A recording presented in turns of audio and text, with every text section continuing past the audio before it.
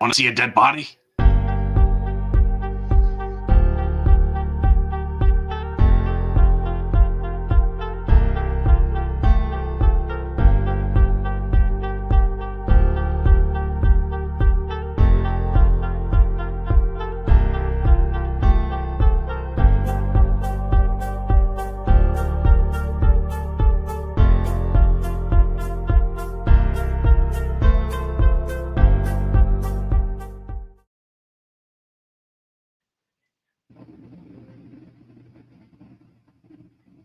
Oh shit, I'm not centered.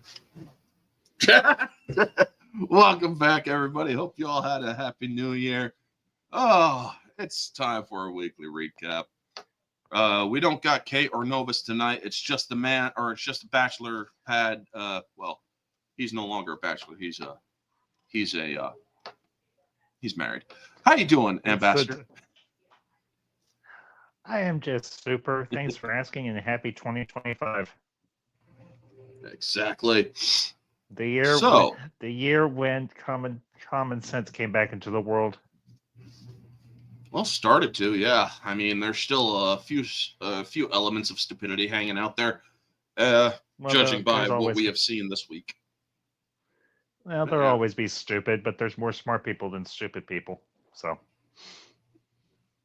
Yeah, so good to see you, Vanya. Good to see you, Junebug. Good to see you. Love, stand by me. Yeah, love, stand by me. Yeah. But yeah, folks, we got some Rachel Zegler. We got some War of the Rohirrim. We got some, what else? Oh, yeah, WNBA, Angel Reese stupidity. And we even got a movie discussion like every week. So we are going to be discussing National Treasure, a very patriotic film. Yes. Back when Disney was good and not lame. Hey, Futch Norris, good to see you, man. Fook. I'm not going to say that.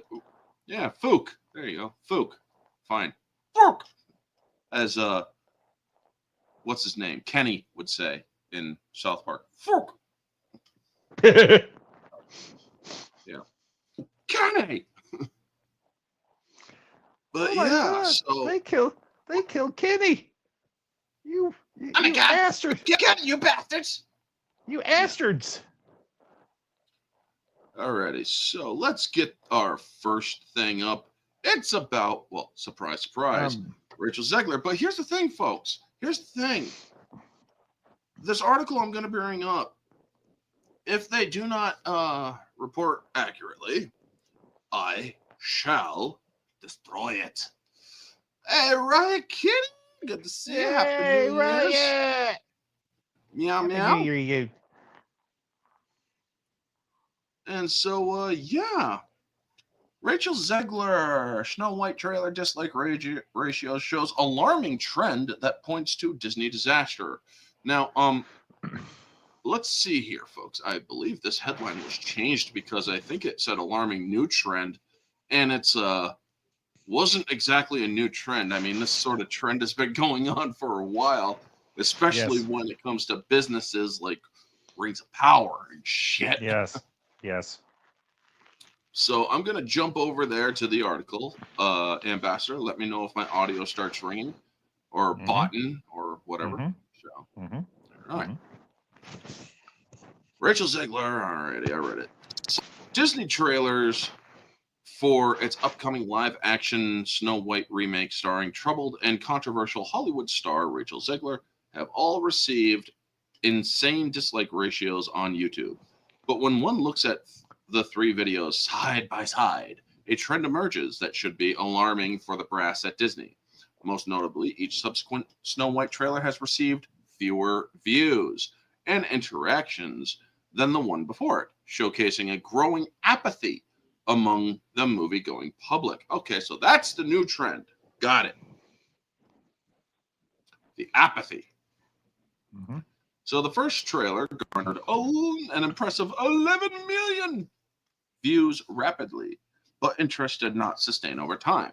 It eventually accumulated 1.5 million viewer interactions on YouTube, composed of 1.4 million dislikes and just 100,000 likes. So that's a 1 to 114 or 14 to 1 ratio, folks. Yikes. That's a 14 to 1 ratio. The fuck, man. Shortly after its release of the trailer, Rachel Zegler went on social media and thanked the audience for all the views before ending her message with "Free Palestine." Yes, because what's not good about promoting terrorism? Yeah. After that second trailer saw a decrease in views, garnering only 6.7 million. The post received 883,000 interactions, 849,000 dislikes, and only 34,000 likes. Shortly before this trailer debuted, Zegler and her now infamous post-election social media meltdown, where she declared that incoming President Trump and his supporters should never know peace. Yeah, that was a good idea.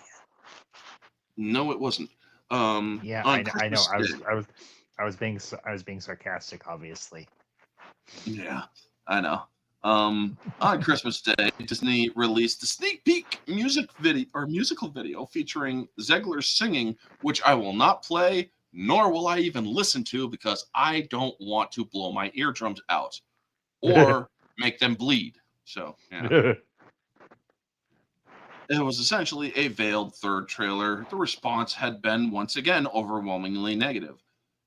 The video had amassed only 218,000 views over 6 days and accompanied by 30,700 interactions. Of these, 27,000 are dislikes compared to a mere 3,700 likes as of the writing.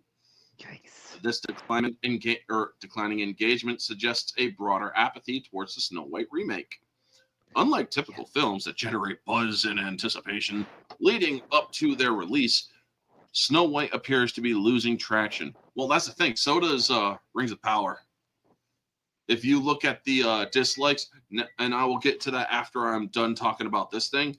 But yeah, folks, it's the same things happening to Amazon Rings of Power. The waning interest could be a harbinger of a disappointing box office results, or with audience no longer motivated to engage in hate watching, as potential viewers seem indifferent rather than actively opposed.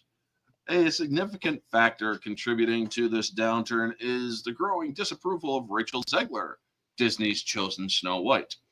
Our previous coverage detailed Zegler's tumultuous tenure during her casting, marked by a series of public missteps that have alienated fans. Yet she seems to be the only actress that continues to double and triple down every single time.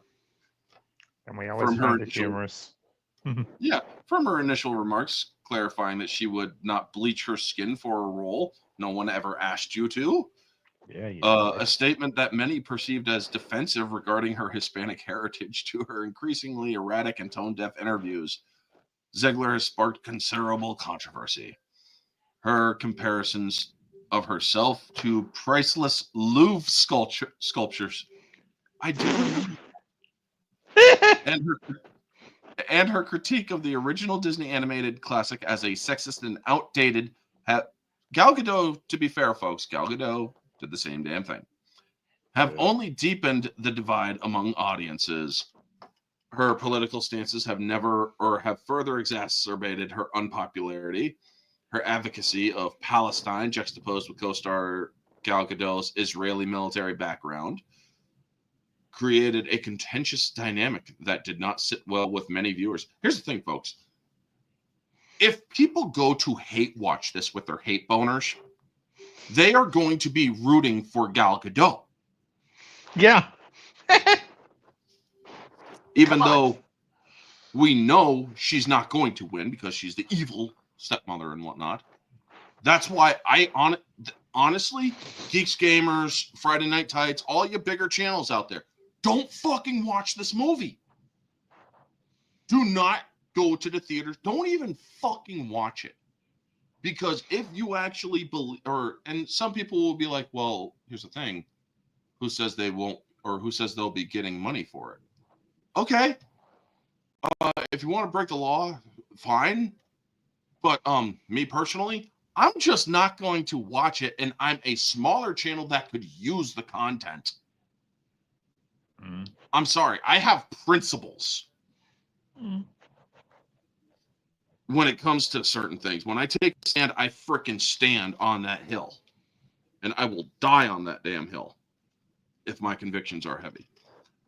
The situation's reached a boiling point following the 2024 U.S. president election when she publicly condemned President-elect Donald Trump, or former president and president-elect, the once and future president, as I like to call him, and his supporters with the statement, "May Trump and his supporters never know peace."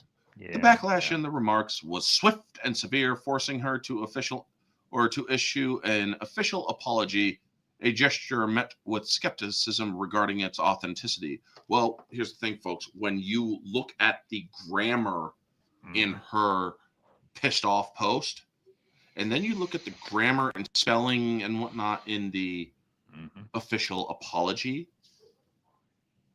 you notice a very big key difference. You notice a difference so profound that you wonder, was this even made by the same person? Yeah. Adding to the negative perception of Zegler's star power is her recent film Y2K, which performed disastrously at the box office, grossing only $4.2 million. This underwhelming performance has further tarnished her reputation, raising questions about her choices and impact of her public persona on her career. Well, she does like to show her ass on Instagram, so yeah. Maybe she could go to OnlyFans. Who knows? The confluence of the film's perceived poor technical execution, particularly the criticized CGI dwarves and deteriorating public image of Zegler, has cast a long shadow over Disney's Snow White. The high number of dislikes on promotional materials, coupled with the failings and interactions, not only reflects dissatisfaction, but also a potential lack of enthusiasm that could severely hinder the film's success upon release. Here's the thing, folks. I was talking with my friend who works at the theater. They're not even planning on getting Snow White when it comes out in March. Yeah, they're literally like, there's just no interest for it. In other words, fewer people are watching, and those who still are, more of them hate what they see than like it. Have you stopped watching Snow White trailers? Does this Rachel Zegler Snow White trailer dislike trend spell doom for Disney at the box office? Sound off in the comment sections below. For this particular project, yes. For this particular project. However, Disney did get that one shot in the ass of adrenaline that was Deadpool and Wolverine. And then they got an even smaller boost, which was Alien Romulus. Because, well, yes, Alien Romulus was done by Hulu and them, and Hulu's owned by Disney. Yeah. So, they also got a shot in the butt by Inside Out 2 and Moana 2. And yeah, Moana 2 was also... I heard Moana 2 actually wasn't woke. So, good, and so was Inside Out 2. And yeah, apparently Inside Out 2 wasn't either. But the problem is, Disney, you gotta stop putting her out there. Honestly, folks, if it were up to me, I would see what we could do to, I don't know, like a tax write-off or something. Because here's the thing. We will know how much this movie loses in the box office. They filmed it over in England. And for those of you who do not know why I am saying this, why it matters about England, well, the thing is, what are you doing over there? Are you putting on your coat or something? Ambassador? Yeah, I'm here. Anyway. Well, it's just I'm hearing a lot of shuffling around on your end. Sorry. No, I'm here. But yeah. Anyway. Okay, good. But yeah, folks, this movie was shot in England, so they publicly released the records. And unfortunately, they have to release the movie because when you think about it, they need to mitigate as much of the damage as possible. Sure, you will have those general moviegoer people who don't care about the controversies of Disney or hasn't heard of them or heard about them. But then you also got people up here where I am from who actually do pay attention. Some of them pay attention and spread the word here where I'm from about the Disney stuff and whatnot. And it's like, do you want this kind of, or let me just ask you plainly, does this change your opinion on Disney? And a lot of them have said yes. All these controversies, all these stings that happened down in Florida where pretty much almost every single freaking trafficking sting operation ends up, human trafficking sting operation ends up with a freaking Disney employee getting arrested. So it does make one wonder, you know? Hold on one moment.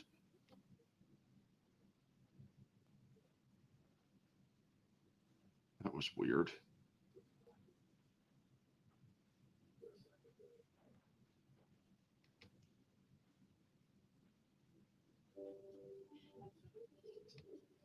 Oh my God, did they?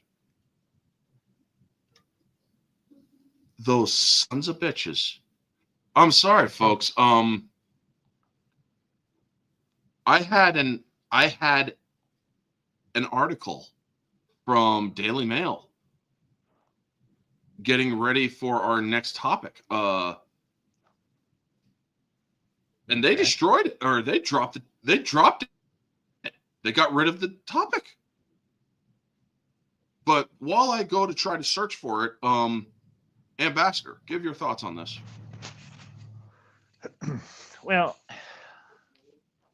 once upon a time, no pun intended, trailers were meant to hype people up for a movie, to give them an idea of what is getting ready to be released. I would say at least since 1999, the discussion and the emphasis around trailers has become a lot more in-depth and intense than it used to be. And, the whole thing with the like-dislike ratio, the watch time, the whole interaction thing, it has been at times a metric for how well or how badly a movie's going to do. Now, it can be said that there is the concept of diminishing return. We've gotten 3 trailers so far for this new Snow White, and each time the engagement has dropped. And is this a sign of things to come with how, if this movie is going to belly flop harder than Dumbo at a all-you-can-eat buffet? Probably. You have a massively disliked leading actress. You have cringe and nightmare-inducing CGI dwarves that look hideous next to their 2D animation counterparts. You've got a story that, quite frankly, was told perfectly back in the 1930s. Ish, if I remember correctly, is when the original Snow White came out. It has stood the test of time. It is one of the most iconic films, animated features in particular, of the past century. And Disney, in its infinite wisdom, has decided, you know what? Let's just go for absolute bat crazy broke. Let's cast a horrendously dislikable and vile individual as our leading lady. Let's not reuse real life dwarves to portray the 7 dwarves. Let's cast a woman who's as the evil queen, who's more beautiful in comparison. Granted, beauty is subjective, but to the modern, to most people would be considered more beautiful than the leading actress. Because let's be honest here, Gal Gadot is more physically beautiful than Rachel Zegler. Not to mention, I think she's a better actress. And you have a recipe for a disaster on the level of Waterworld or The Postman. Take your pick. And it's mind-boggling that this movie is going to be released to the public in spite of all this, and everybody's looking at this and going, do I really want to go see this? Do I want to subject my children or my grandchildren or my younger and nieces and nephews to this when I can just show them the original at home on Blu-ray or 4K in high definition from the comfort of our own home? When every possible metric and every bit of good common sense that most people have is going to say, I'll just watch the original. Yep. Now, in terms of what this might mean for the Rings of Power, here's the thing. I heard very little about Rings of Power Season 2. I know reviews were done of it and so on. I know people probably watched it. I know they've greenlit Season 3. But you know what? And we can probably get into this in a little bit once we start talking about the War of the Rohirrim fiasco. Yeah. But Rings of Power is another example of the dynamic of diminishing returns. People who are diehard Tolkien fans are not even going to bother turning up for this anymore. The only people that are actually going to watch it are the people who might hate watch it, or the ones who just don't seem to care. Yeah. And I found it, by the way. Thank God. Okay. All right. Okay, good. Okay, I found the other article for the Angel Reese thing. But yeah, folks, she is officially now box office poison, Rachel Zegler. Even with her Disney project coming up, she has pissed off people to the point where they will outright refuse to go to the theaters to see them or to see her in a movie. She just cannot handle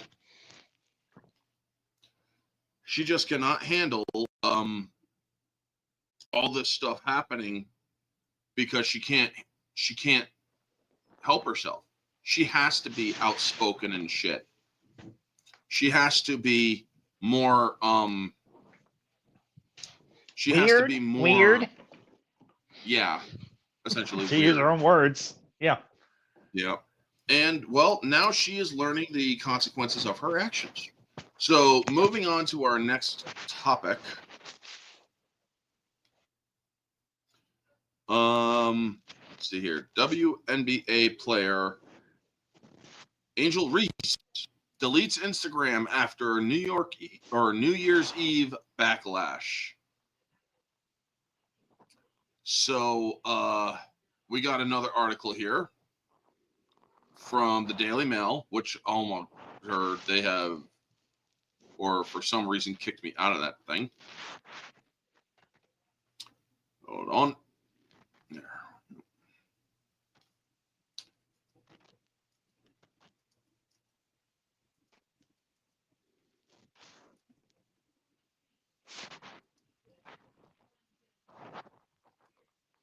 Okay.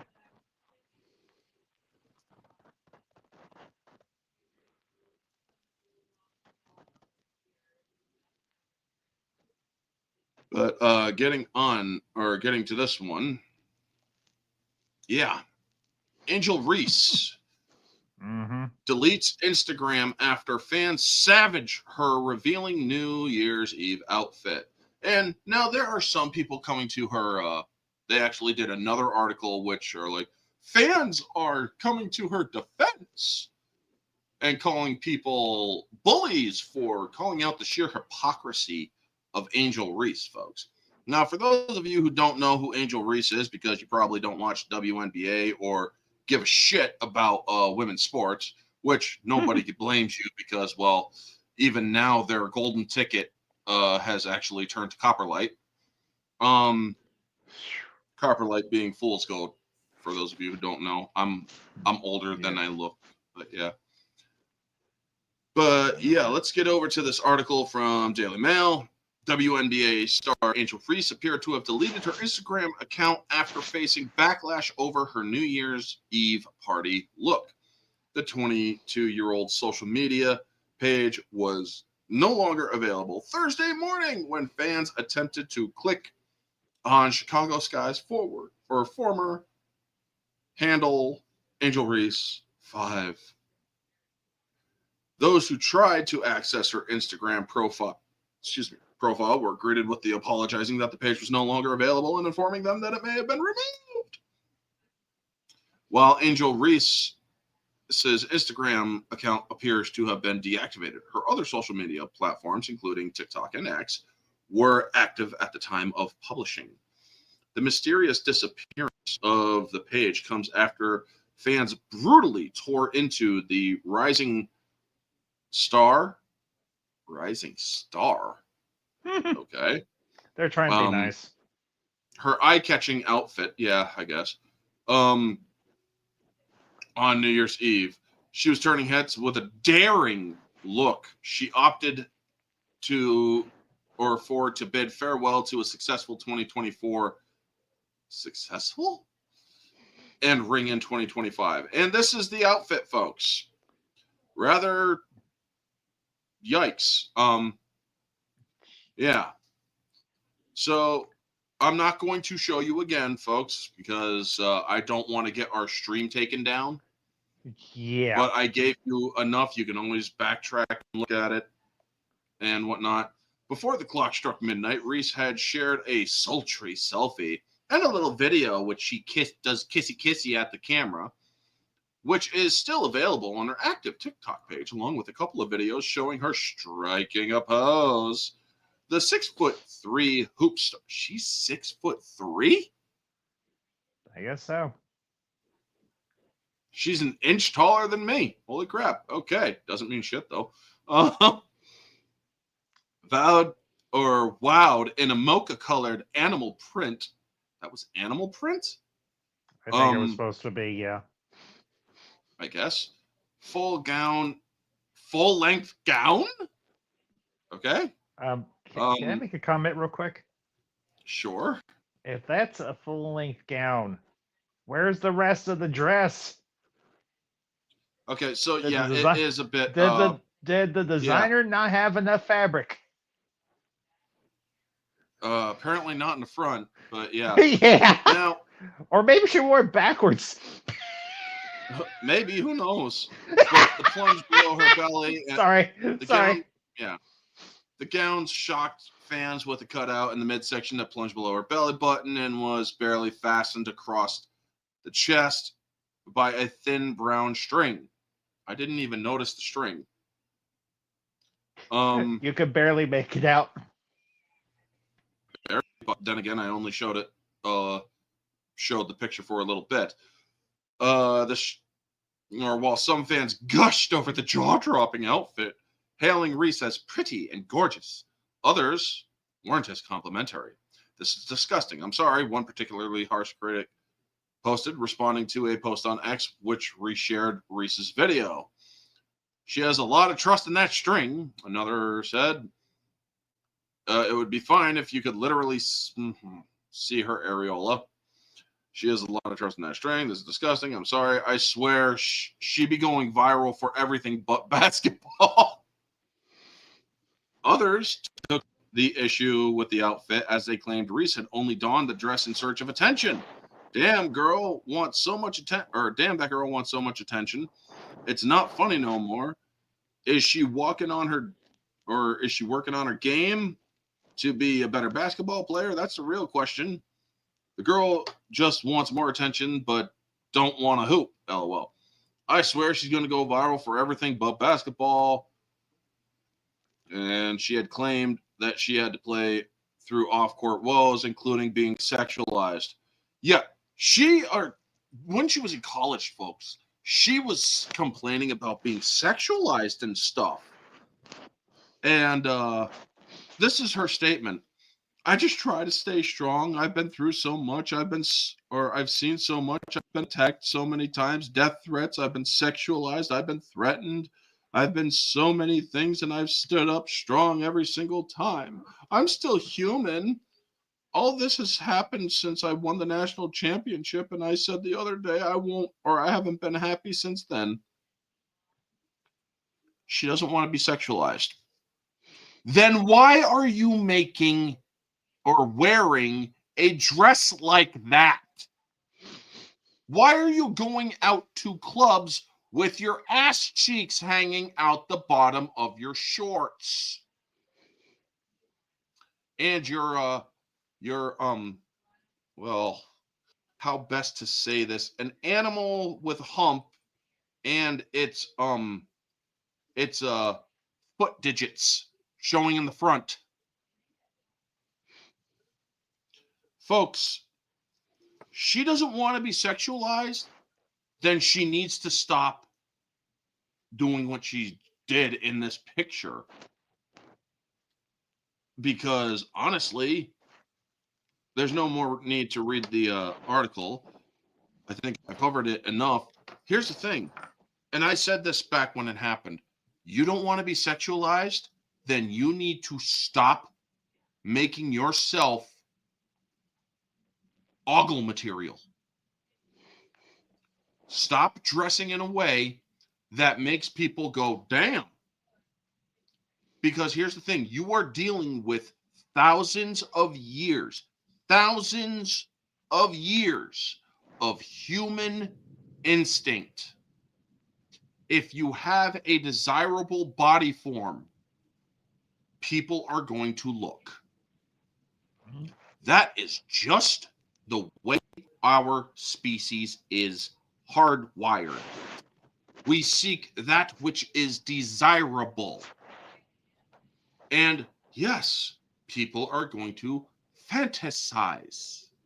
Here's the thing, Angel. You have a body that is, well, desirable. Your face, on the other hand, isn't quite desirable, but that's a different story altogether. I'm sorry. I just do not think that you are physically attractive facially. Your features do not have that natural beauty. You rely on way too much makeup or filters.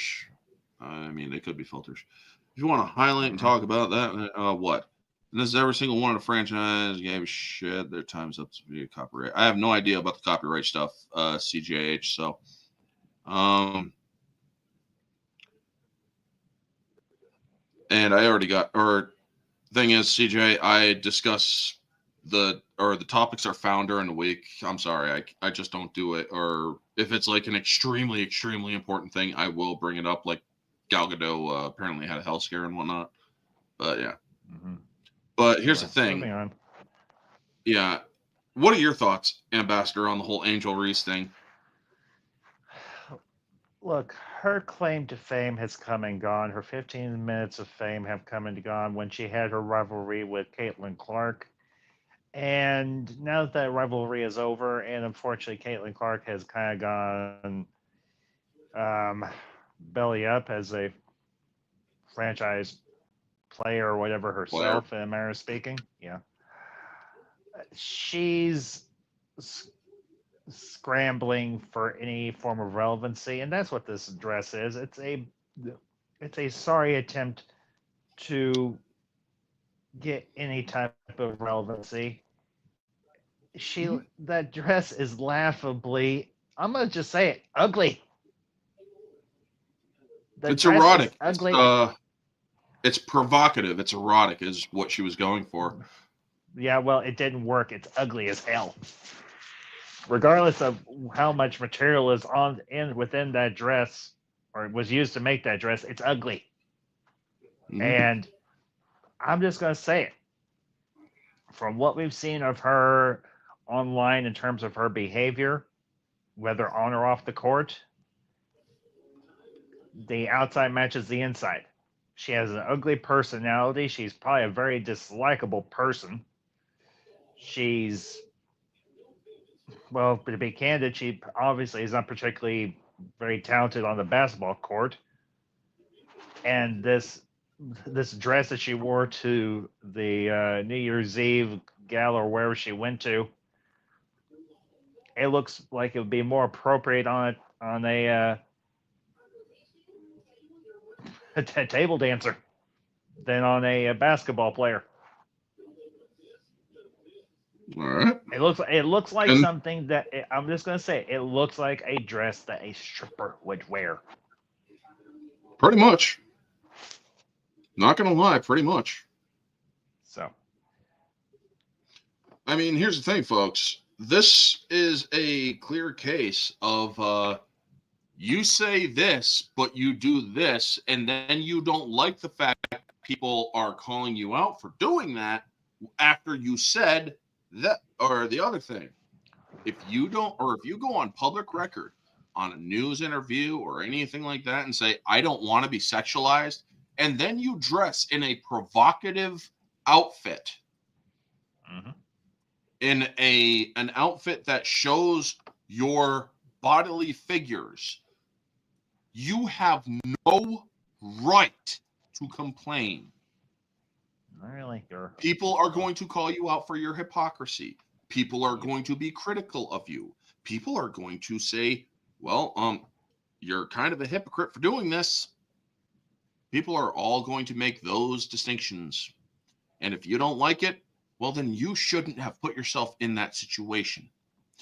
Here's the thing, Angel. You don't want to be sexualized, but yet you go to a club showing off your ass cheeks. You go to a New Year's Eve place and showing off your boobs and leaving very little to the imagination.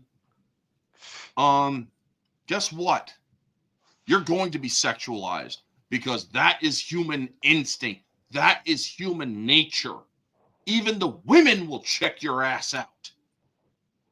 The ones who find or who go that way.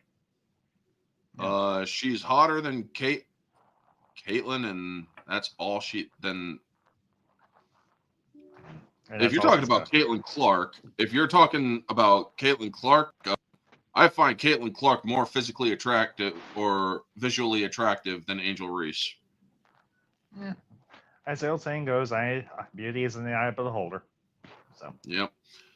And then there's guys that find modesty attractive when women don't show a lot. I mean, yes, there's that too. I mean, I don't want a person flaunting their tits for everybody to see if I'm interested in them. And if they're my significant other, I don't want them freaking teasing everybody out there. Yeah. If they want to tease me, show that stuff to me, sure. I have no problem because it's to me. Yeah. But if they are going to do this for everybody to see, I don't want any of that. Sorry. Nope. You're way too much of a commercial product, essentially. You've become a product for commercial consumption. I want nothing to do with that. I want a modest significant other, one who's only going to allow me to visually absorb that sort of figure, you know? Celebrities aren't attractive. None of them. I don't find people who have been at parties or planes and islands attractive in any way. Yeah, I get it. And here's the thing. Me, specifically, you could have some weight on you. You could be petite. You could be flat-chested, this, that, whatever. You could have a little bit of a flab on the side. If your personality meshes nicely with mine, fits well with mine, that's what I would find attractive. That's what would draw me to you. Yep. If you are a good person, have a little bit of a naughty side to you, awesome. Compatible.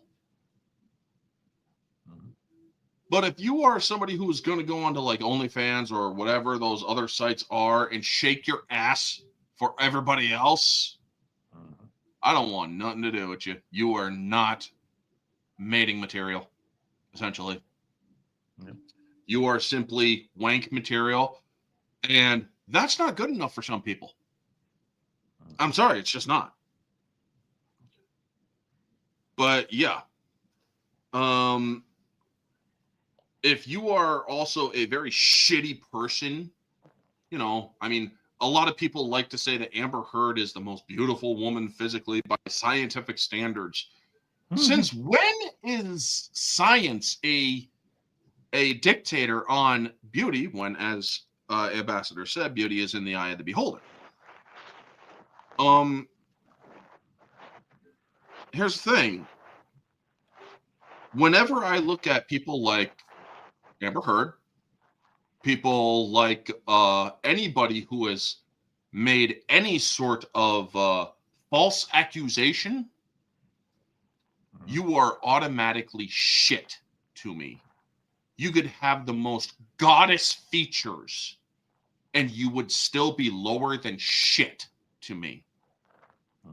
Because if you are doing knowingly falsely accusing somebody of something, I have no respect for you. You are nothing but a thing. That's it. You are a fucking noun, as far as I am considered. Your pronouns are it, as far as I'm concerned. Because if you ever falsely accuse somebody of something, or if you are so shallow that you are saying, I don't want to be sexualized, but you dress like a fucking whore, yeah, I lose respect for you.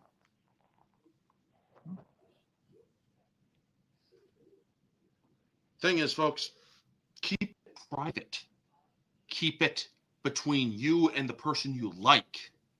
Don't be going out saying, I don't want to be sexualized, but saying, hey, guys, look at my boobs. Look at my camel toe. Look at my moose knuckle. Look at my ass.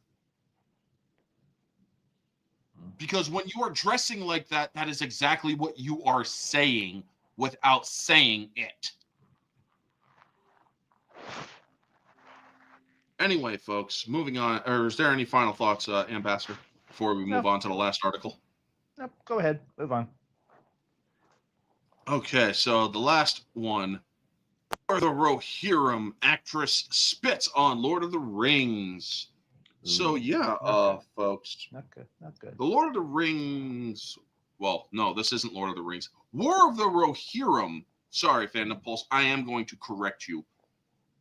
Putting Lord of the Rings because it's the same, or because that's the title, I don't care. I'm going to correct this.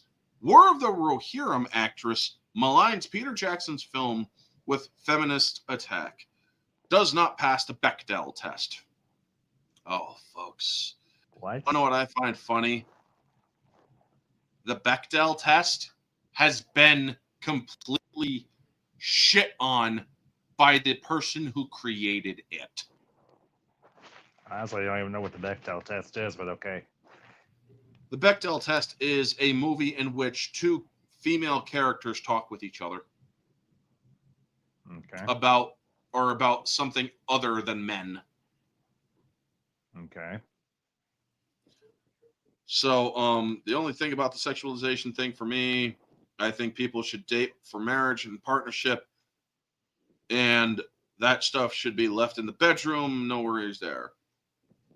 Well, that is the full title, even if it is a mouthful. Yeah, I get it, but I will not call insults to Tolkien's work Lord of the Rings. I just won't. I refuse. Nope. So heading over to the Fandom Pulse article by John F. Trent, the Rosary Warrior. War of the Rohirrim actress Gaia Weiss maligned Peter Jackson's Lord of the Rings trilogy with a tired feminist attack, claiming the movies do not pass the Bechdel test. In an interview with Total Film, ahead of the film's theatrical release, the interviewer commented, obviously, in the original Lord of the Rings films, there is only one scene in which two female characters interact. Weiss interrupted doesn't pass the Bechdel test. Ironically, Alison Bechdel, who the Bechdel test is named for, has called the original test a joke and shared how dismayed she was about films taking shortcuts with strong female characters. In an interview with The Guardian in late July 2023, Bechdel said, "It was a joke. I didn't ever intend for it to be a real gauge or to be the real gauge it has become. And it's hard to keep talking about it over and over, but it's kind of cool." What's that word that she just committed? Contradictory? Yeah. When asked what she thought of the films failing the test, what's really dismaying now is the way so many movies cynically try to take shortcuts and feature strong female characters, but they just have a veneer of strength and they're still not fully developed characters. Nevertheless, Weiss trudged ahead in her interview, attempting to promote the film from a feminist angle, and we honestly do not need to go into it. I do not care about promoting any of that crap because I am not a believer in that crap. The topic of this was the Bechdel test, where the Rohirrim doesn't pass it either. Holy shit! And this is from somebody who's actually seen it, folks. Riot Kitty has actually seen the Bechdel test, the War of the Rohirrim. So yeah, and she has just basically added them. It's like, well, that doesn't pass either. So, Ambassador, thoughts on it? Rings of Power. I'll answer that really quick. Neozoic, Rings of Power, because they basically claim to be better than Tolkien, and they absolutely disgrace him. Yes, I concur with my distinguished colleague. Now, what are your thoughts on this whole thing? Well, I think this comment is completely tone deaf, not to mention the woman that the test is named for has come out and said it was a joke. It was meant in jest. It's not meant to be taken seriously. Mm-hmm. This is another example of a story from a universe that nobody asked for. Lord of the Rings doesn't necessarily have to be a franchise. You had 3 movies, extremely profitable, well done, Academy Award winning, well received across the board movies. You had 3 more movies that were, I will be generous and say, a mixed bag. A very, very much so a mixed bag in terms of The Hobbit. Should have been 1 4-hour movie and that's it. Or maybe 2 2.5-hour movies, give or take. Not 3. But I digress. I agree with that. 2.5-hour movies would have been perfect. Yeah. And you could still have some of the stuff that they include with, Sauron and Dol Guldur and all that other stuff and the Nazgul and whatnot. But anyway, again, I digress.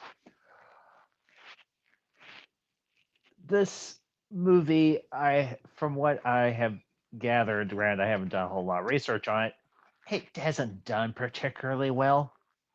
From what I understand, it has bombed pretty much.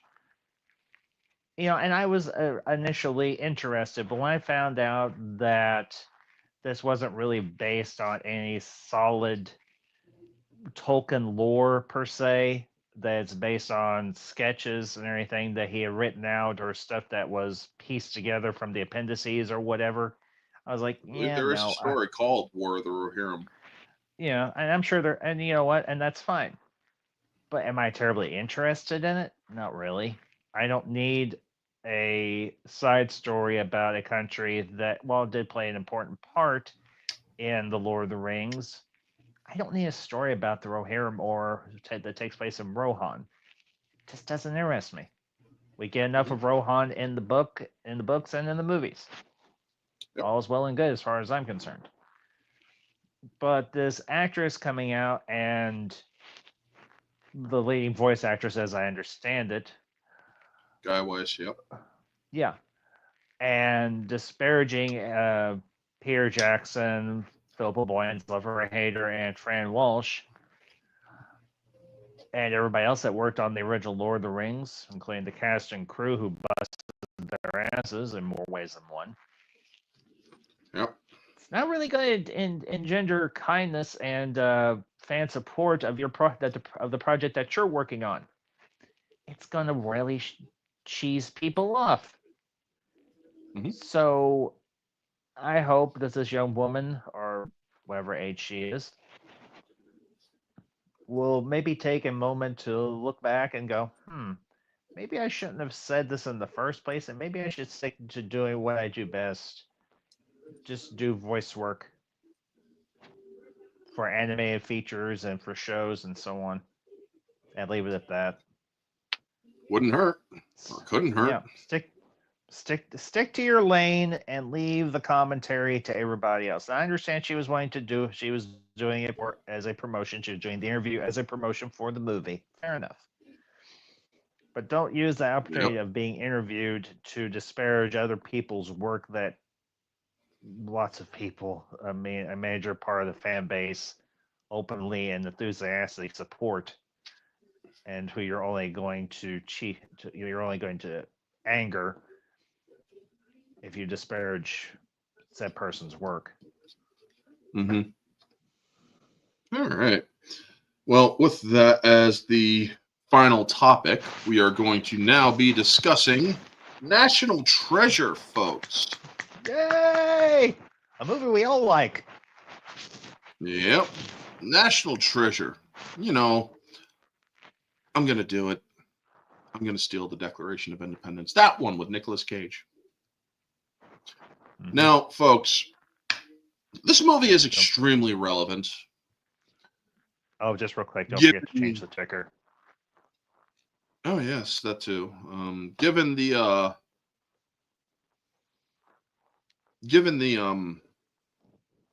current climate we are in our country, because there is that very famous line, and I will cover it before we get into the movie, because politics unfortunately plays a part in this.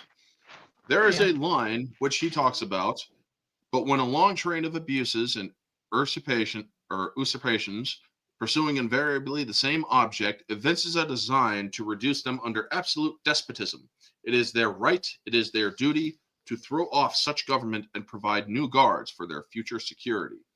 Explanation: this line from the Declaration of Independence and essentially states that when a government repeatedly abuses its power and tries to establish tyranny, the people have a right and duty to overthrow it and create a new one. Now, folks, I don't know if you've been living in the United States for the last 4 years.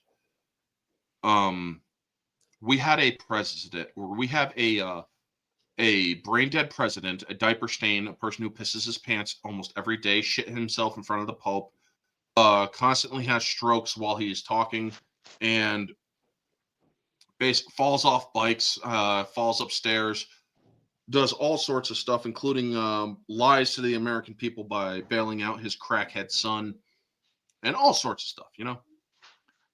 And this guy has also attacked our Constitution by trying to implement restrictive gun laws, which is a direct violation of our Second Amendment. He has defied the Supreme Court over constitutional grounds. And laws have been passed under this administration that have flown in the face of our Constitution. Those, over the last 4 years, are a long train of abuses and usurpations. And a lot of people think that the Declaration of Independence it is a founding document, but it's not a living document. To me, it is, and it gives us a right to say under no more will this happen. Now, a lot of people say, well, overthrow. What does that mean? Through violence? Yes, it can mean that. It can mean we can march on the Capitol with our frickin' arms and say, You are done. But it has to be a majority of the people. Yeah. Meaning it has to be over 66% of the people. Mm-hmm.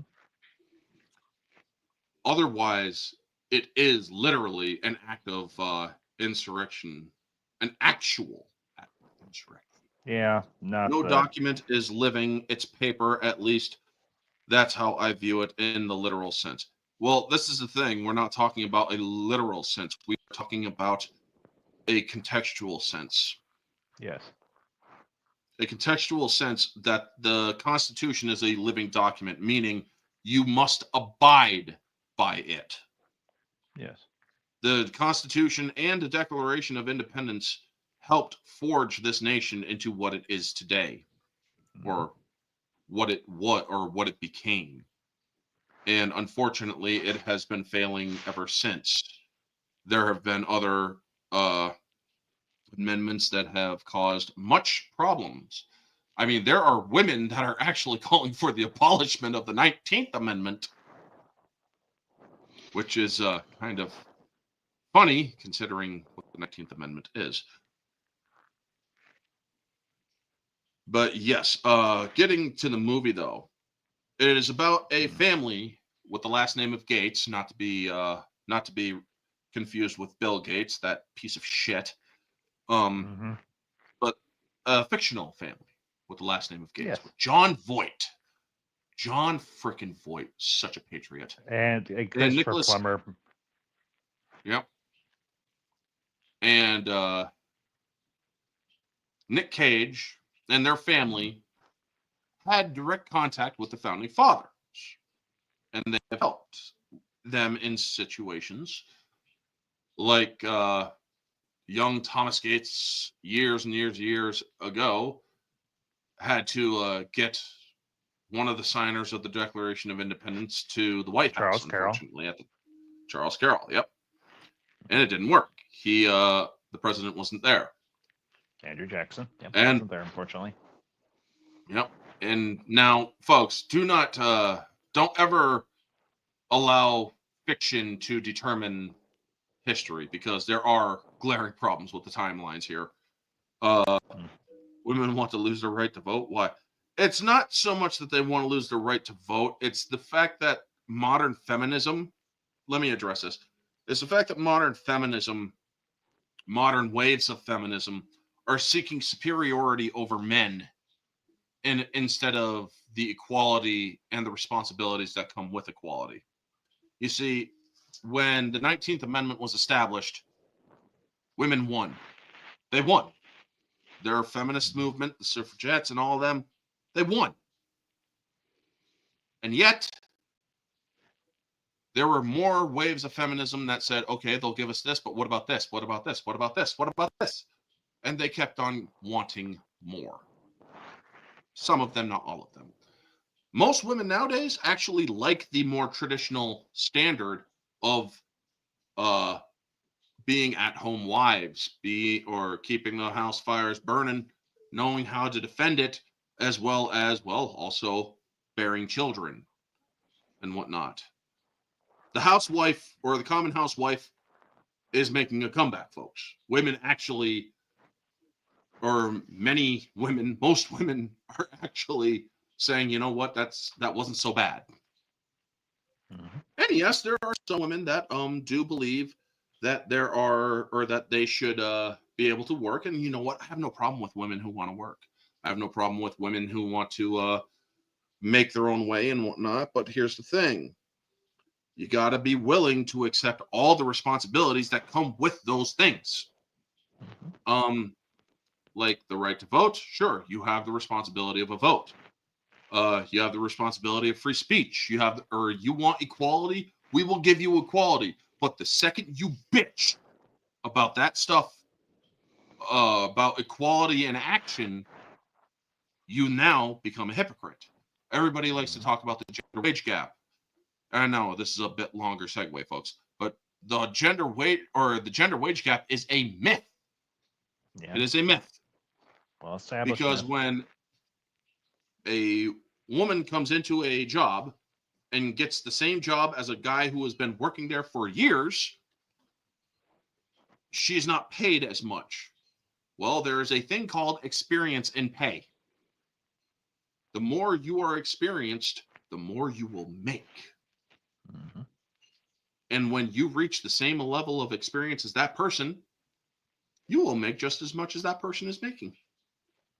When it comes to the the female soccer people with a Rapinoe pink-haired soccer playing douchebag that finally is no longer in the soccer. She's saying that, oh, we should, or why aren't we making as much as the men in soccer? Because you are not in as much demand as the male soccer team. You're being paid, but you are being paid as much as you create, or as much as the demand you create. Supply and demand. It is the building blocks of capitalism. So when they complain about all this stuff, and when say a woman starts getting in a guy's face and that guy says, back the fuck off, well, how dare you? I'm a woman. Equality. I don't care. If a woman strikes a man in full intention to harm that man, mind you, a man is entitled to defend himself, as that person has struck that person.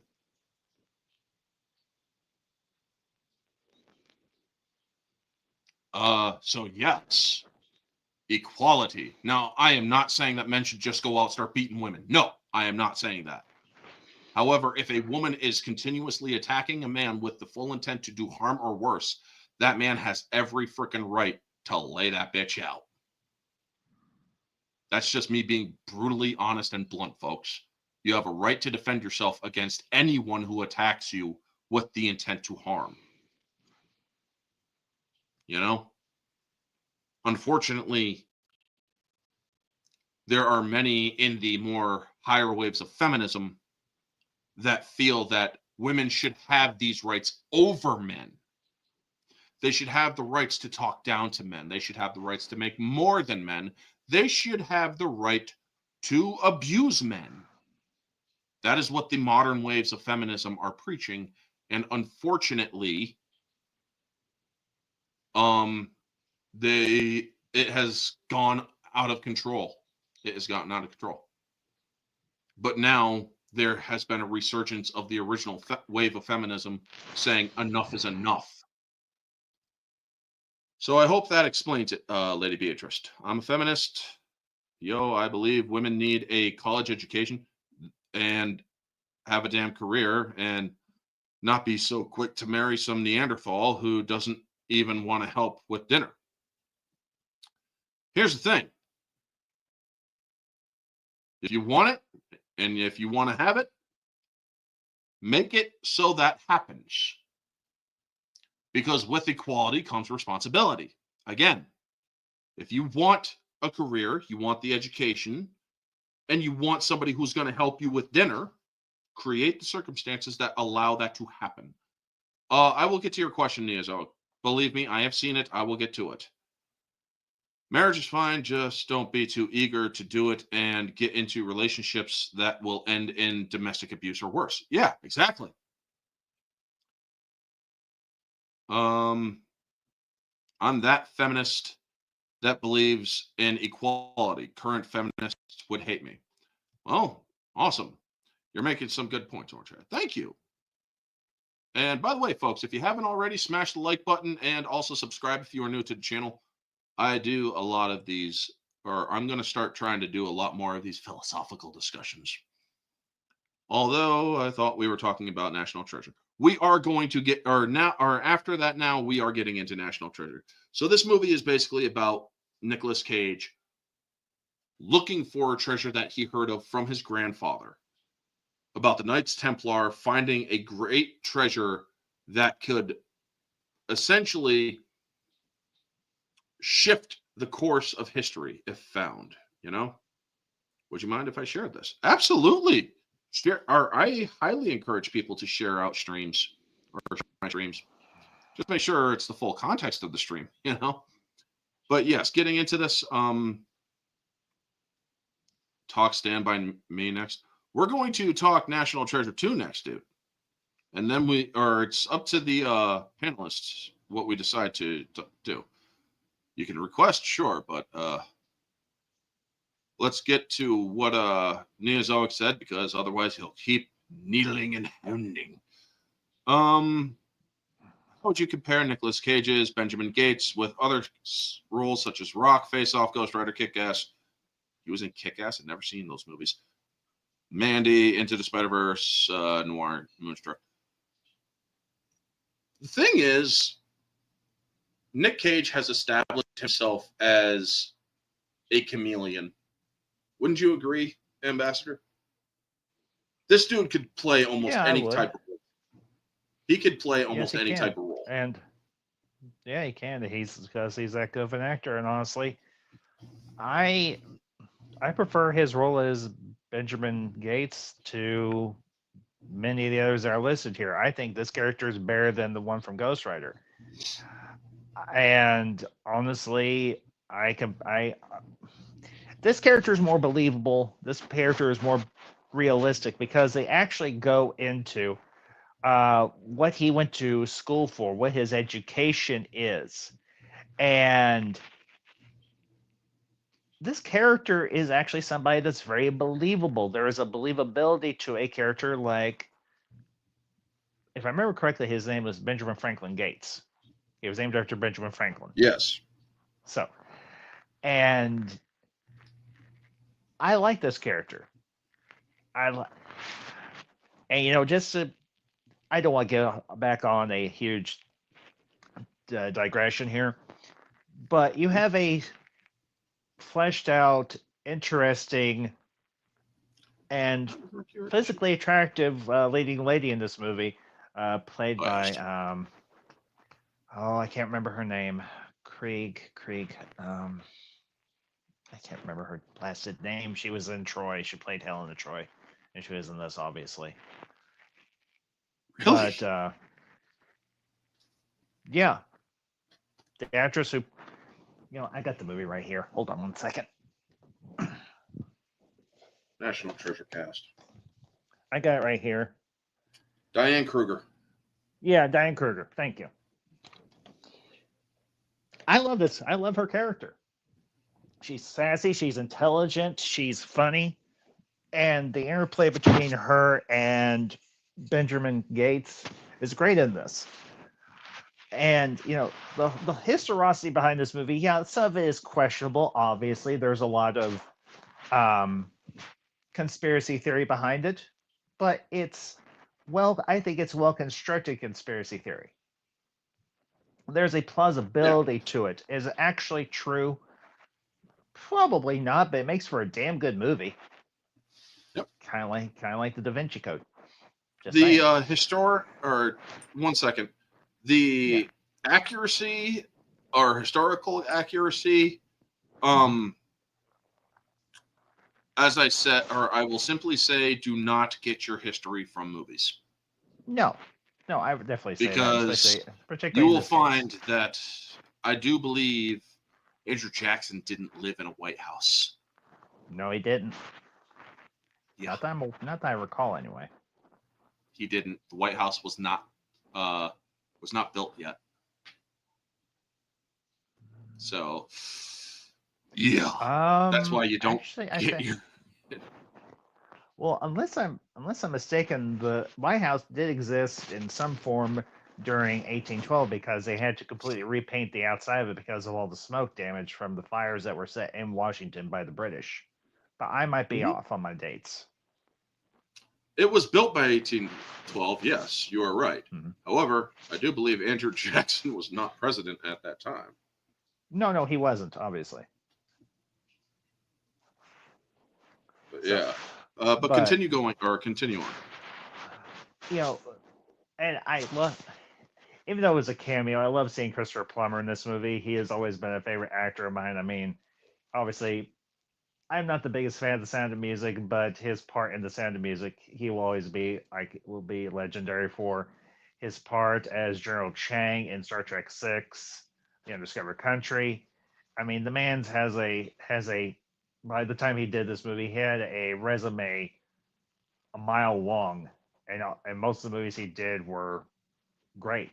He only had one scene in this movie with a young actor who played a young Benjamin Franklin Gates, and he really sets up the idea. His voiceover when they're doing the whole montage of the accumulation of the treasure by the Knights Templar in Jerusalem and beneath the Temple of Solomon and so on. He sucks you in, and it really sets up the whole premise of this movie, and it's done incredibly well. And the premise is solid. The cast is really good. I mean, you got Nick Cage, you got Diane Kruger, you've got Sean Bean in one of the few roles where he doesn't die, thankfully. You've got the actor who played Riley Poole. I can't remember his name off the top of my head, but Riley was the perfect comedic foil. And of course, as you mentioned, you got John Voight as Patrick Gates, Benjamin's father.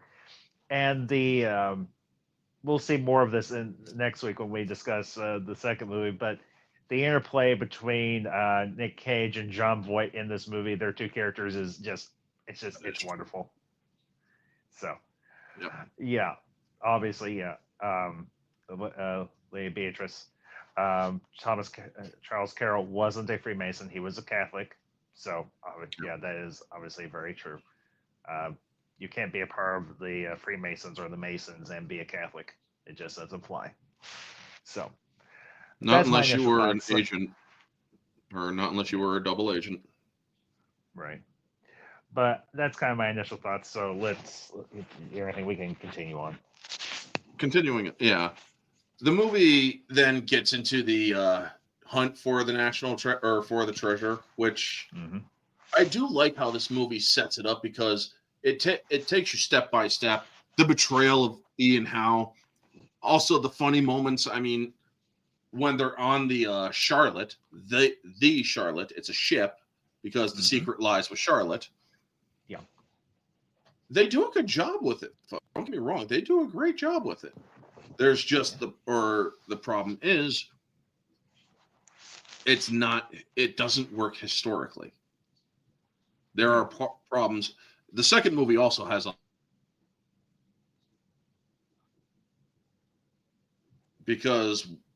but when these movies, when you watch them from an entertainment standpoint, the cast, the chemistry with the actors and actresses, specifically Diane Kruger and Nicolas Cage, I love those two together because you do hear that she does in fact have a slight accent.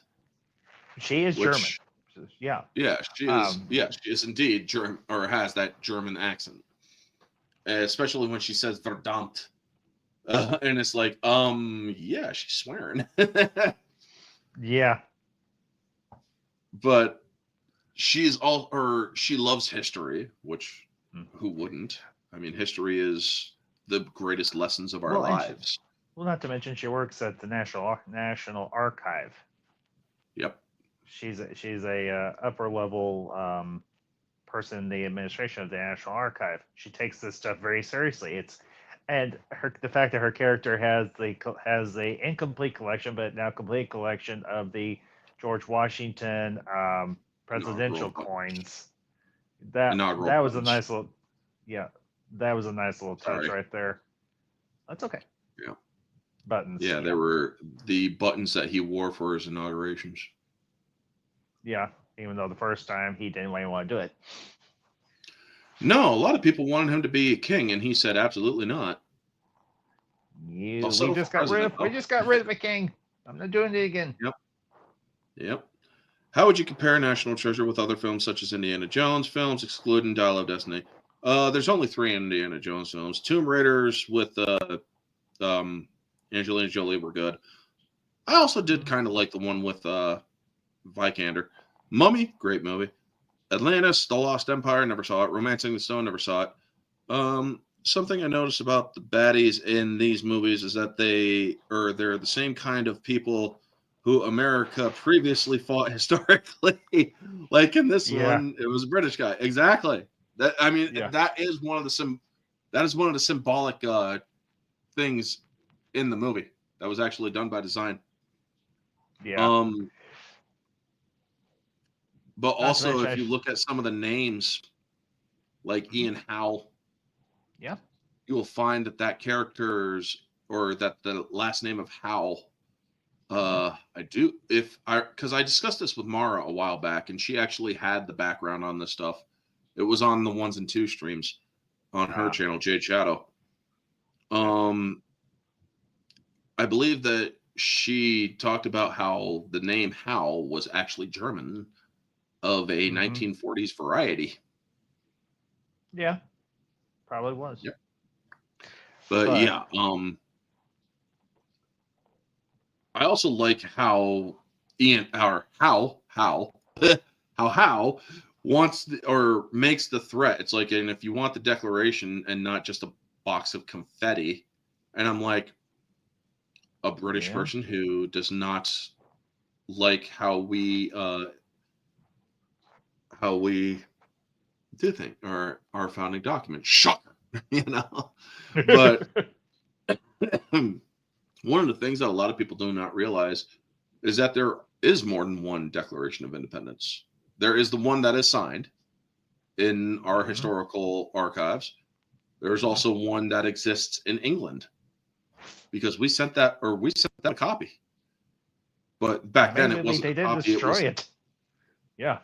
I don't know. They didn't. They ended up acknowledging it. Or originally at the time, I believe the king wanted it destroyed. However, they said we should not, depending on how the war effort goes. Yeah. But hey, Price is Right reviews. Good to see you, man. But yes, Diane Kruger, I wish she had been in more stuff because honestly, I thought she was great in this. But I love that it's like, hi Dad. Morning. We need your help. Is she pregnant? Well, if she is, are you gonna really leave the mother of your grandchild out in the cold? I love that. I look pregnant. Yeah. And Riley's just like, but no, yeah, she might be pregnant with rage, but that's the only thing she might be pregnant with. Yeah, because I also like that when they finally realize, oh shit, they're not lying. Hey, Hatersaurus, good to see you. They're not not lying, and they find that or she's like, after all this time, nobody thought to investigate this. It was on the back the whole time. Back of what? And then John Boy sees what it's like. Oh my god! Oh my god! Oh my god! I know, right? This is the Declaration of Independence. Yes, it is very delicate. Just to backtrack to Neozog's question, in terms of my ranking of this is right below the 3 Indiana Jones movies because it is just that good. It's right along in there. In terms of treasure huntery, like movies like this, it's always going to be Indiana Jones, then this, then the Mummy. So, but anyway, I digress. Definitely, Indy, National, and Mummy in that order. I actually do agree with Ambassador on that. And well, we all know how much I love the Indiana Jones movies, folks. Yes, we do. But yeah, when it comes to this movie, though, I love how each clue does involve certain historical items, like the Silence Do Good letters. They do have history. They do have historical elements in the movie. Don't get me wrong, and I like how they incorporate them. And when they actually get to Independence Hall, and Nicolas Cage is having that bit of nostalgia, is like, it's like, what's wrong? The last time it was here, it was being signed. Yeah. And I love Riley. He's like, Ben, there's another tour coming through. And I also like how that woman at the clothing store was like, "Can I borrow one of those $100 bills that I gave you?" No. It's like, no. I mean, I love her or the way she answered it more than just or how she answered it. It's because it's like, yeah, I'm not giving you back the 100 that you just used to pay for that stuff. But he gave a good, compelling collateral reason. Yeah, that's the Mariner watch. Yeah. But yeah, when it comes to this movie, I do like how they get to when they get to the treasure, you see John Voight's shift, because he's like, I have never been so happy to be proven wrong. Yeah. But well, I they also don't get to the treasure. They get to the room that's now empty, but leads to the treasure, obviously. Yeah. And there's the Meerschaum pipe with the clue of the Declaration, or that leads to the Declaration of Independence.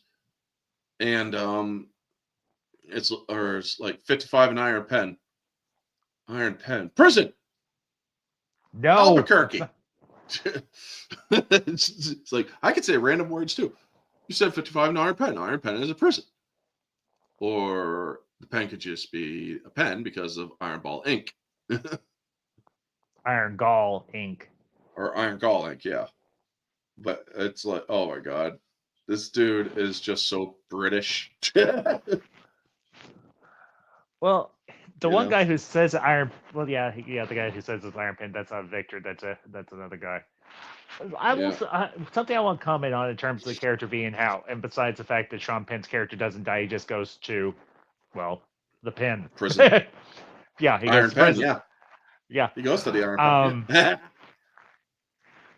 He's honest about it. He's like, I don't want to destroy the Declaration. I don't want to do anything to the Declaration. I just want the treasure. He's just in for the money. And but he's willing to do anything to get it. Yes. And you know what? That's the other thing about this character is there's always implied violence. But except for maybe one punch and maybe some people being shot at and chased after, there's never any overt actual violence done to anybody in this movie. And that's a sign of good writing. And that's also an earmark of what Disney used to stand for. You could have implied threats of violence and never have anything actually violent done. But if you've got the right actor, the right script and everything, it can come off as very believable. Yeah. And Sean Bean has played enough bad characters in his career that he's believable here as a bad guy. Oh, yeah. Everything. And, he starts off, we first introduced to Ian Howe, he's very congenial to a degree. You believe that he's actually on Benjamin's side in all this. He actually feels bad for Benjamin and everything because of what's been done to the family name of Gates. That it's been dragged through the mud, that it's been laughed off and pretty much dismissed by the entire historical community and the archaeological community and everything else in between. And ultimately, they're right. One other thing I want to comment on. Harvey Keitel as Agent Sandusky. I loved him in this. Absolutely loved. I've always been a huge fan of Harvey Keitel as an actor. I mean, going all the way back to Reservoir Dogs, all of his various appearances in Quentin Tarantino movies, and everything else that he's done throughout his career. I loved him in this.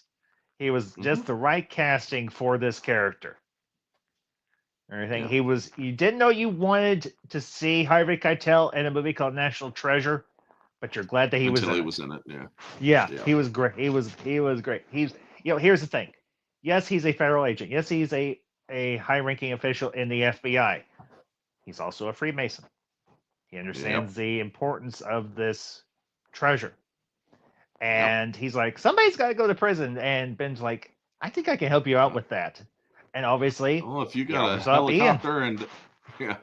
helicopter and a cell phone, I can help you with that. Yeah. But go ahead. No, you go ahead. Well, Actually, he said if you've got a helicopter, I can help you out with that. fair enough. Thank you, Madam Ambassador. You see, folks, a woman keeping us men honest. She usually does. That's what life is all about. Yeah. Just like with Diane Kruger's character in this movie, she keeps Benjamin Riley honest. Honest. Yep. Yeah. But it has to be done. Then it will be done by somebody who knows how to handle antique documents. Yeah. She's like, I've been trained. Have you? Yeah, it's like What he's about to smush lemon all over this thing, and she just grabs his hand and she's like, "No, but it has to be done." And it's like, then it will be done by somebody who knows how to handle these things. Yeah, exactly. I mean, that's the thing. She is a strong female character, and she's likable. And yet she is likable as a strong female character. Yeah. And she's very multidimensional. Yeah. I mean, there's folks, when it comes to a feminine female character who is also romantic with a man, that doesn't always necessarily have to mean that they are somehow lesser because they are submissive. No. A woman can be submissive and still be very strong, you know? Yes. When it came to our country, did you know that we adopted a very Spartan-like ideology in our way of life here? Or we are the defenders of our household, but when we are away, guess who is the ultimate defender of the household? The female. Yeah. And they would know how to handle their stuff. Women in the South used guns just as much as men did. So did women in the North. Now women up north are also learning how to do more guns and whatnot, unless you are part of states that, well, unfortunately, I am part of. They don't like guns in certain states. Fuck you, Kathy Hochul, you bitch. But yes, indeed. I agree with that sentiment. Here's the thing. Oh, if I could ever take them to court over the Constitution of our state, I would. But I can't. But getting back to the movie, yes. Her character knows how to use situations to her advantage. And that is something that is also good because she's hiding behind a meat counter and she's like, I'm just trying to hide from my husband or my ex-husband. Yep. And then the woman's like, can I help you with something? Can I help you with something? Shut up. I can see why you left him. I mean, that's the wonderful thing. Have to be overly superior to men. They could be on equal footing as men, or they could be even just under equal footing as men, but yet they can still use their femininity and their feminine wiles and also their cunning to outmaneuver men. Yes, and she does. There's nothing wrong with that, you know? No. I didn't include other media that they're not movies such as the Tomb Raider games, Uncharted games.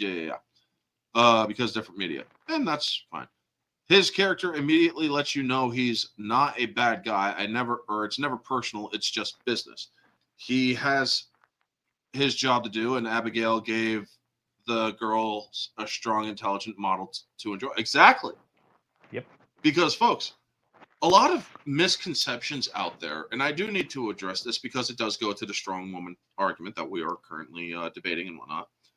A lot of people have often said that we do not like strong female characters.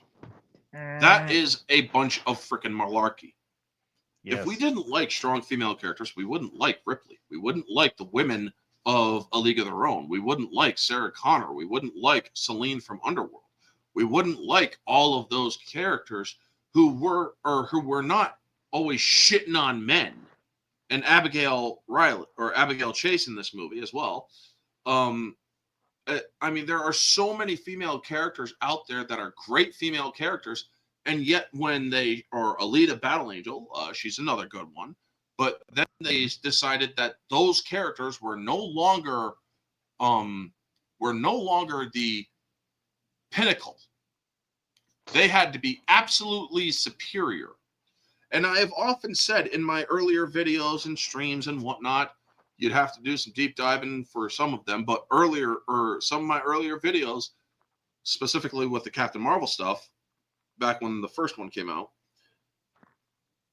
men, this hand here, men, women, this hand here.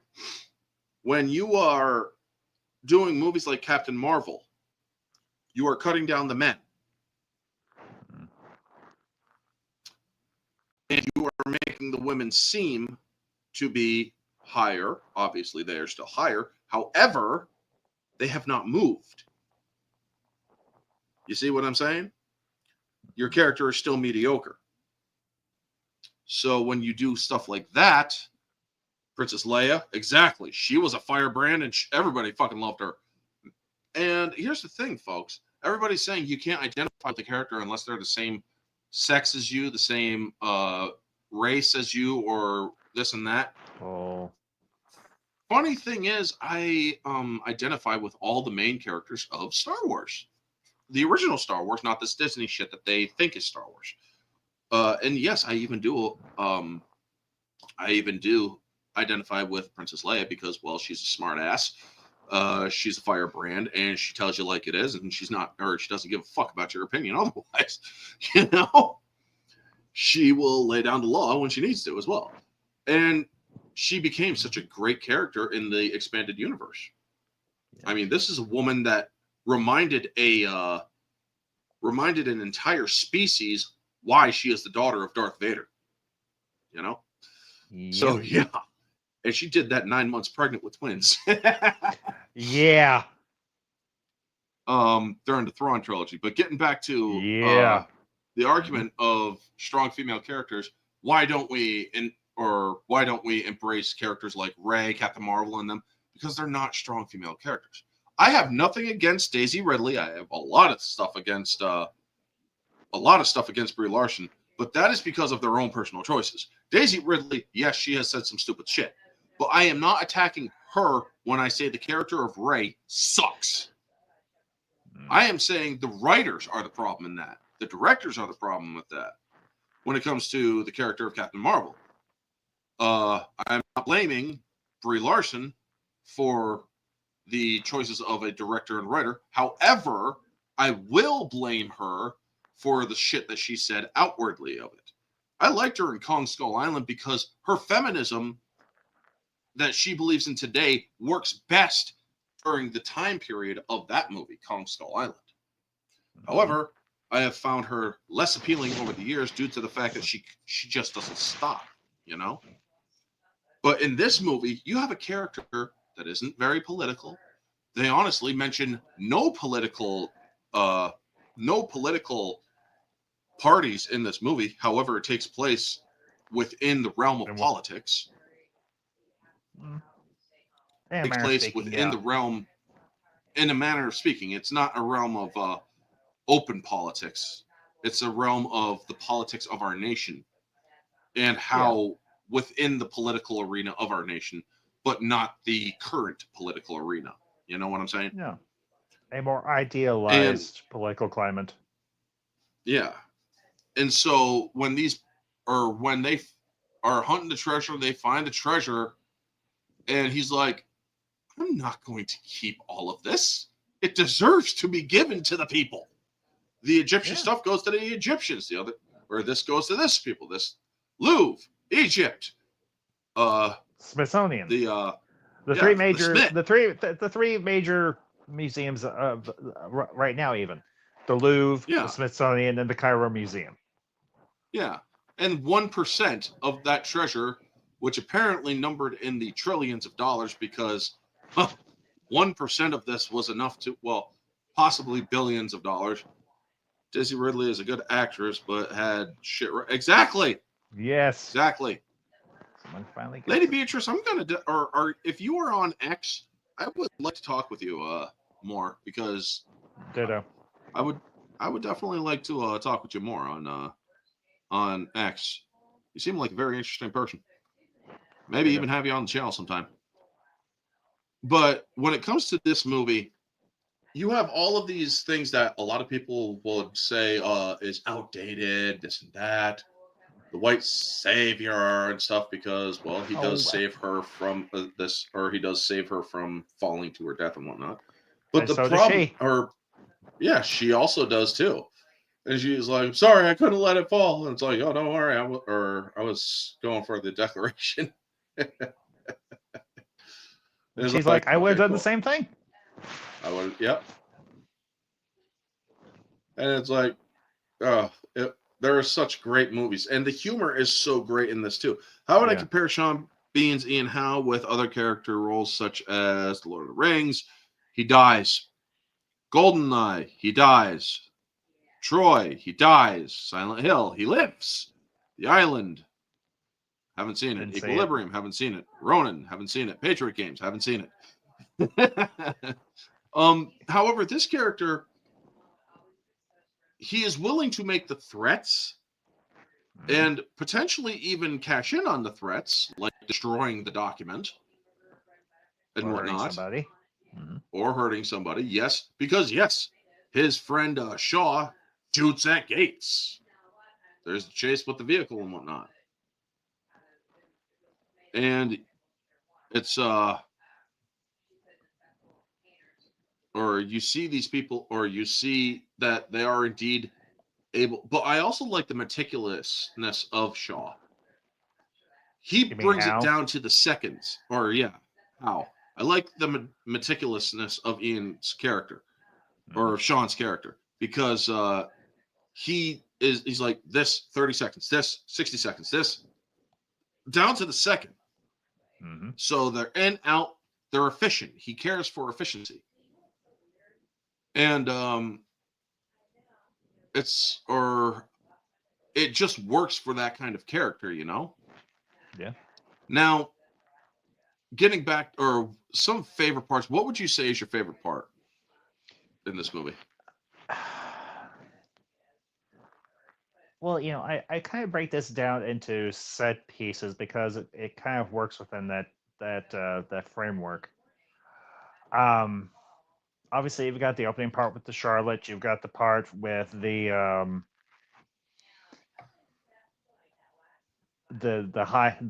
main heist, that being the Stealing of the independent, Declaration. yeah, Yeah. the Declaration of Independence.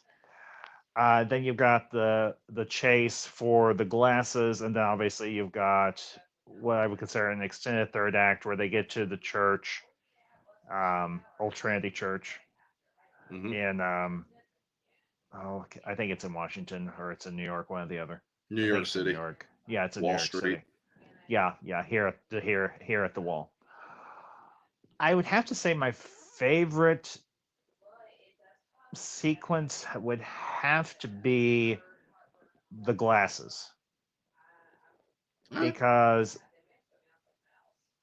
there's a very intense, prolonged chase, and gets split into two parts where Gates, Abigail, and Riley split up to keep the Declaration and the spectacles and everything separate. But I have to admit, them going the sequence where they're going down to the treasure room, and you have that sequence where they're on the old dumbwaiter system and the old staircase, and how they crafted that whole structure, within the realm of how they did it for the movie, I found very impressive. I wish I had the time to do some behind the scenes or anything to see how they did that, but them constructing that whole set of the and giving a real heightened sense of danger and everything, because John Voight's character Patrick Gates says it perfectly. He's like, I'm not going that thing, years of rot and termites. He's like, no thank you. Yeah. But obviously they make it down. Yeah, there's a loss of life with one of the guys from Howe's crew. Shaw, Yeah. yeah. And then they, of course, get into the treasure room, and the dialogue right there between And you mentioned it earlier between Benjamin and his father Patrick, and Patrick's like, "This room exists. That means you were right. That means you had the knowledge to find the clues that our founding fathers and everybody else had left behind, and you figured out how to link those Put it all together. those pieces, link it together, and we got here. So you were right." Yep. And then eventually, obviously, they find the secret door and they find the treasure room. And Mhm. I will say one of my favorite sets is obviously, I think, the treasure room. A close second set is the underneath of the National Archive, where they're having the gala. Yeah. Everything, down in the sewer system and all that stuff. And everything, they make all that look very believable. I'd have to say that's my second favorite set, where it's the heist for the decoration. Yeah. My favorite moment is the planning of the theft, because it's also the very famous line that has become a meme. I'm going to do it. I'm going to steal the Declaration of Independence. Because he found the only way to protect it is to steal it. Nobody was taking this man seriously. And the dad, no one wants. I don't know. I actually like the dad. John Voight, as the father, was a good father. Yes. He just found that it was impractical or he felt it didn't exist. And yet he was very proud of his son for having the passion, for having the drive to show that it does exist. And it came out that he was right. Having a father like John Voight in that case is actually not a bad thing, Lady Beatrice. If you think about it, having a father be proud of the person you are for having the drive to pursue your passion is something to truly aspire to. But yes, there are points where he says, "You disappoint me, Ben," because he is, at this point, he just doesn't care about the treasure. There's no it's all it led to was the ruin of the family. Yeah. He took it from a more pessimistic perspective. However, he understood that there was something to it. If people are going after this thing to such a degree, and then he finally realizes, look at where we are. I have never been so proud to be proven wrong, because it turns out my thought process was wrong. To have a parent admit that they were wrong over their or when sparring with their child, that is something that truly shows the sign of a good parent, because they are willing to admit when they were wrong when their child wasn't. Yeah. And that helps build a source of pride, not ego, but pride within the child, to let them know, I did something that was worth it. Just my thoughts on that. How would I compare National Treasure with other Disney films, such as Pirates of the Caribbean, Herbie films, Holes? The older Herbie films, love them. Yes. Pirates of the Caribbean, the trilogy, I love.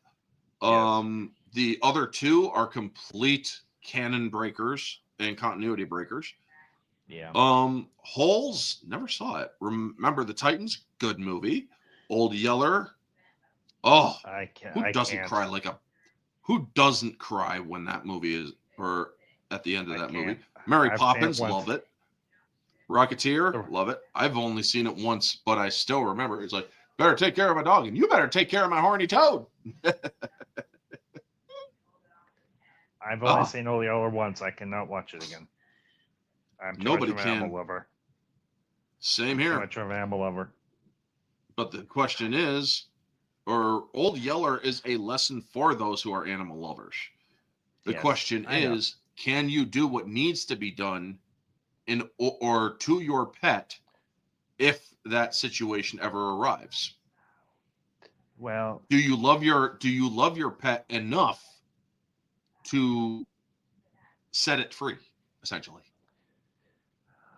Well, not to get too overly personal, but back last year, we had to put one of our cats down. And My condolences.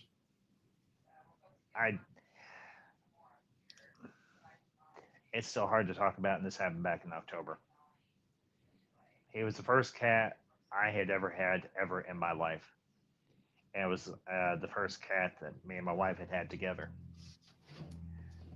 And she messaged me from work, and she's like, "Honey, he's not doing good." I was like, "Okay." That's And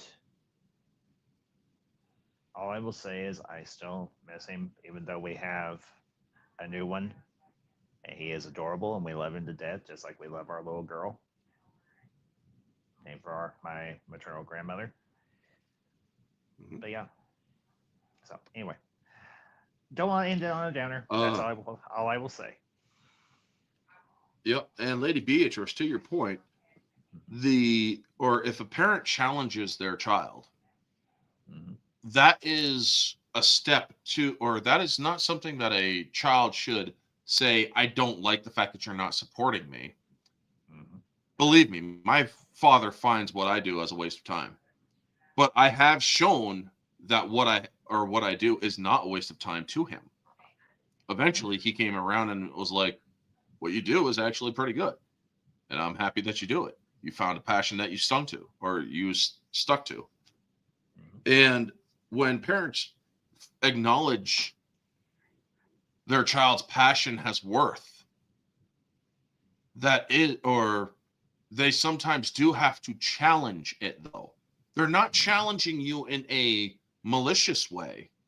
They are challenging you to see if you can, or if you yourself can find the value in what you are doing. Yes. Me, I am a person that cares deeply, not just for myself and my family and whatnot, but for for society as a whole, for our country. I am a person that, yes, sometimes I have extreme views. However, I am not averse and I am not immune to changing my mind if a valid argument or a valid point can disprove my thought process. So, to give you guys a small little example, my brother and I, during the whole drone stuff in New Jersey, I was all for shoot him down. And my brother's like, "Dude, they're over civilian population. You'll be killing people." And I'm like, "Well, one, I never said shoot him down over the civilian population. I am thinking about the whole situation, or I am thinking ahead of these things. If they are a threat to us, which I have not seen stuff to the contrary, eventually, though, news came out, and I changed my point. Don't shoot him down. You know? So, yes, I can be persuaded otherwise. And yeah. And shit, even this one, Riot, she's actually convinced me on a couple of things to change my mind about, and a couple of debates here and there. And that's the wonderful thing. If a person, and Riot is very much younger than me. She is a generation lower, or half a generation lower than me. Ditto. So, yeah. Yep. And yet, there's wisdom in youth. Yes. I mean, yes, experience leads to wisdom. However, there can be wisdom in innocence and youth and whatnot. So, yes, don't ever just completely disregard a younger perspective simply because it is a younger perspective. It is because of younger perspectives that we have reached a level of evolution that led us to where we were back in the 90s. Because ever since the 2000s, it's kind of gone downhill on a societal standpoint. Yeah. But getting back to the movie, this movie is a feel-good movie. It is a movie that you can enjoy. I love the score. I love the ending. I love the comedy. the comedy of this or of Disney back in its heyday, in its in its golden age, or in its rather silver age, because it was slightly lesser than the golden age. But these movies had such a great moment to them. And we will be discussing the second movie next week when we are coming back at the coming back on Sunday of next week. Is there anything you want to tag before we get going, or any final thoughts you want to say before we get going? Honestly, to those of you in the chat, if our discussion has prompted you to want to revisit this movie or any of the movies that we've discussed since we started adding a movie discussion to the weekly recap, I encourage you, go watch these movies. Don't just take it from our perspective. If you haven't seen this movie in a long time, go watch it. Don't just listen to us talk about it. Go watch it. This is one of the reasons why I do it. Yeah, if it's I the reason can, why. If we can talk you into watching it or rewatching it, inspiring others, we've done our job. Yeah. Yeah. That's why we are here. This is why our channels exist. To talk about the films that were formative for us and the films that were formative for other generations. And to sometimes rip apart the crappy ones that just don't deserve the time of day to warn future generations, don't watch this movie.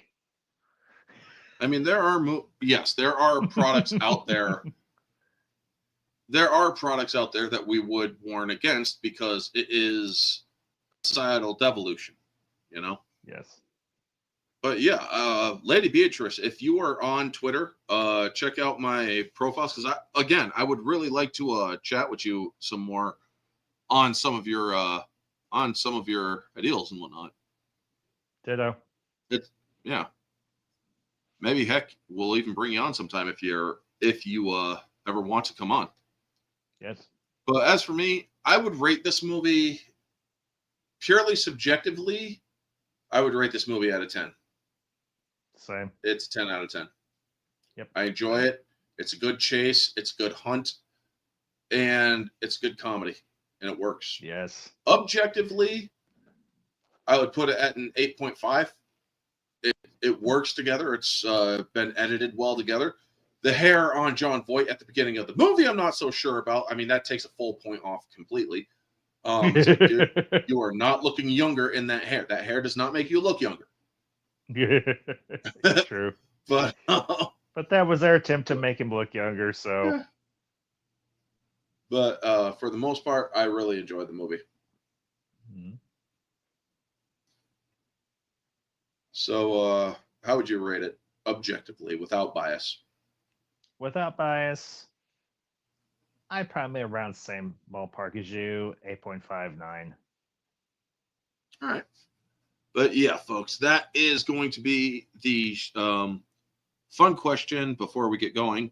How would Henry Jr. and Benjamin Gates would think of each other if they would ever have met each other? Because they wouldn't have, not in life. Because if you think about it, Henry Jones Jr. is was alive was an adult during the time of the evil German part, Second World War, yeah, and even before that. So, however, I do think that they would be very much. They would sit down at a bar and actually have a good talk. Yes. I believe that they would actually find a lot of common ground. I would, yeah. I would wholeheartedly agree. Yeah. Now, if somebody were to write and do it properly, like a time travel story, where a younger Henry Jones Jr. comes into the future and meets Benjamin Gates, and they go on it and goes on an adventure, I would not be opposed to that idea. Yeah. But do it right. Don't do whatever right. they did. Don't do it wherever they did with the last movie that bombed. Yeah. And that makes me very sad. I don't acknowledge. But thank you to everybody who. Yeah. But thank you to everybody who was in the chat. Beatrice, Vanya, Norris, Kitty, CJH, Price is Right, Neozoic, Junebug, and everybody who has been watching on X, Saurus and them. Y'all freaking keep me going. So thank you so much for the support. I'm still trying to get back up to 1,600. So any help there is really appreciative. Spread my channel out. Sharing my content helps the channel grow. I ain't really in it for money, folks. If eventually I do monetize, believe me, I'm still not in it for the money. However, a little bit of money is good for for our current economy right now, you know? Yeah.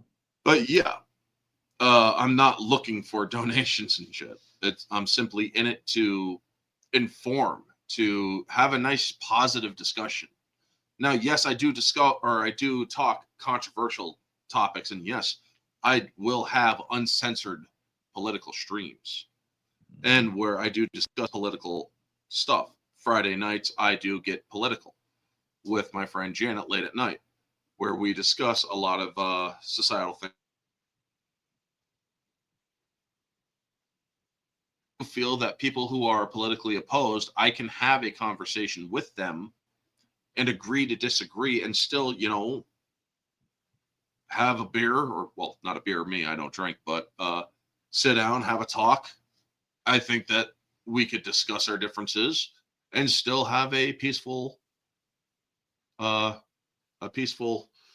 verbal intercourse. Not the other type. But anyway, yeah. Next week, hopefully, Kate and Novus will join us again. We will be talking National Treasure 2, Book of Secrets. And that's going to be an interesting one to talk about because I really like that one. And 3 cast members from The Rock return for that movie. So, yeah. Y'all make sure that y'all have a good day. And we will talk with you again on another stream. Tomorrow, folks, before I do go, or not tomorrow, but Tuesday, the theme streams are back, and I will be doing my top picks for 2020. Doing is Sonic the Hedgehog 3, Nice. which was my favorite of 2024. And no, I will not be talking about Deadpool and Wolverine. That did not make my top 4. Made my top 5, not my top 4. But yeah. Anyway, folks, thanks again for tuning in. If you like my channel, want to support my channel, best thing to do is subscribe to my channel and share my channel and comment and like my stuff, because that way the algorithm catches on to it and will send my channel out to other people. Mostly the people who find my channel are not subscribed. So if you do like what you see, please do subscribe. It does help a great deal. I'm trying to get to 2,000 subs. I wanted to get to 2,000 subs last year because I've been floating around 1,500 for a good year now, or over a year now. And I would actually like to get to 2,000 by the end of this calendar year. So any help in that regard would be a great help. Anyway, folks, thank you so much for tuning in. You all have a wonderful night, and always remember to stay humble. Peace.